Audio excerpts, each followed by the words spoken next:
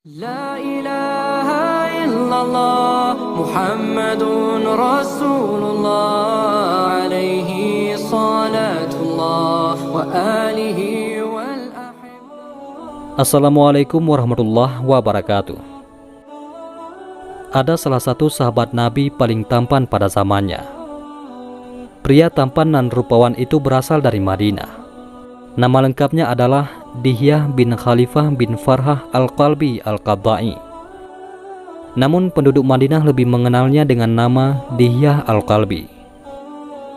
Dihyah Al-Qalbi memiliki fisik sempurna dan penampilan menawan yang membuatnya populer dan terkenal. Kala ia muncul di keramaian, selalu mencuri perhatian.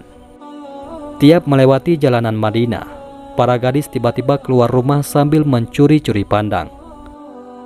Menurut penuturan ahli sirah, Nabi Muhammad SAW adalah pria paling tampan dari Makkah. Sedangkan Dihyah Al-Qalbi merupakan penduduk Madinah dan sahabat Nabi paling tampan. Saat kedua insan itu sedang bersama-sama, para sahabat seakan melihat dua simbol keindahan dari golongan Muhajirin dan Ansar menyatu. Siapa yang mengira di pelosok gurun pasir yang panas terdapat unsur-unsur keindahan yang patut dikagumi.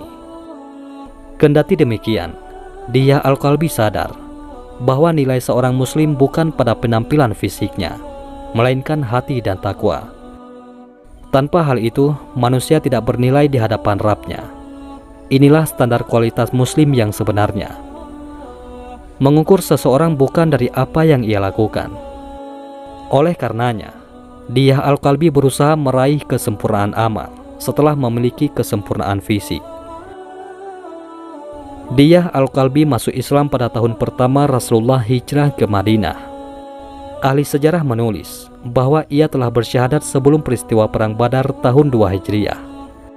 Hanya saja ia tidak ikut dalam perang tersebut dan baru terjun pada Perang Uhud.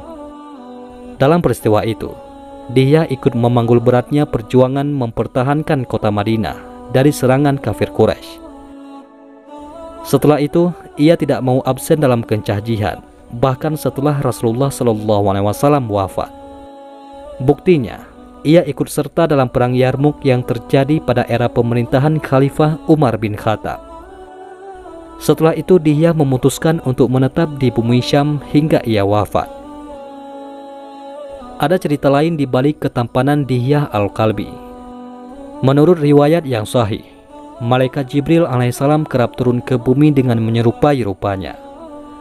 Al-Kisah dalam perang Ahzab, setelah Rasulullah memastikan kaum musyrikin benar-benar meninggalkan Madinah, beliau pulang ke rumahnya dengan tenang. Tiba-tiba malaikat Jibril turun membawa perintah dari langit untuk menghukum kaum Yahudi Bani Quraisyah.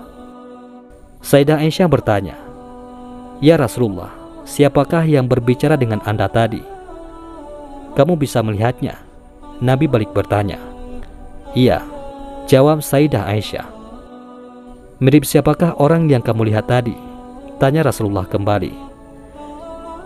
Sayyidah Aisyah menjawab, "Ia mirip Dihyah Al-Qalbi." Rasulullah lalu menjelaskan siapa sebenarnya sang tamu. Ia adalah Jibril yang turun membawa perintah agar aku segera berangkat ke perkampungan Bani Quraisyah. Salah satu misi penting yang pernah diemban Dihyah ialah menyampaikan surat Nabi kepada Heraklius, yakni Kaisar Bizantium.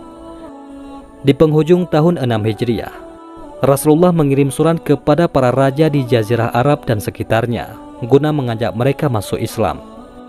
Nabi memilih sahabat tertentu sebagai duta yang akan menyampaikan pesan-pesan tersebut.